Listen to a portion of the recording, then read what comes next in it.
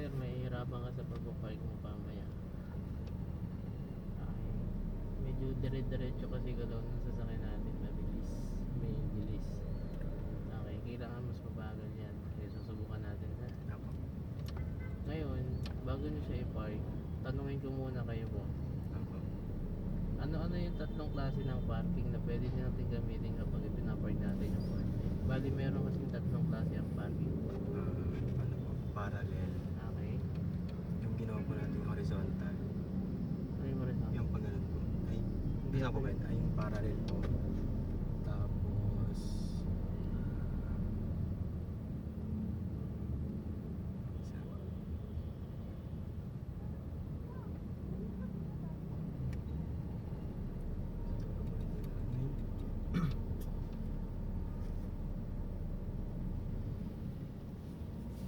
Reverse.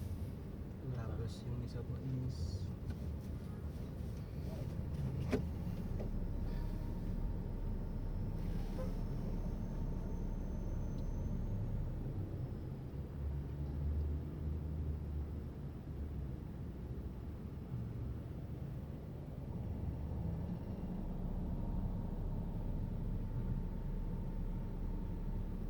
malimutan po isa po. Okay. Ganito po ano. Yung sagot nyo, isa tama, isa mali. Okay. Ang tatlong klase ng parking po, parallel, perpendicular, tsaka diagonal. Okay, ano yung pinagkaiba nila?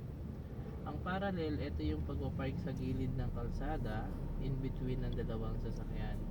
Pero ang pinaka goal mo lang dyan is paano makapag-park sa gilid or igigilid mo yung sasakyan. Yun lang si parallel ano. Pag tinawag na parallel, sunod-sunod yung sasakyan. Ngayon, yung isang klase ng parking, hindi natawag na perpendicular. Okay, ano yung perpendicular na tinatawag? Ito yung mga makikita mo sa mga mall. Yung ganun po. Yan, yung mga ganyan-ganyan. Tabi-tabi naman yung sasakyan. Yan yung siguro sinasabi mong, Apo. ano tawag mo? Horizontal. Apo. Okay. Ngayon, yung isa pang klase ng parking, yung diagonal.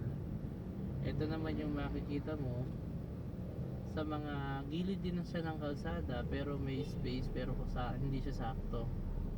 Kumbaga yung sasakyan pagka pinark mo ng perpendicular lalagpas sa gutter. Okay. Apo. Mostly makikita mo yan saan? O yung nagagawa natin yan saan? Sa office natin.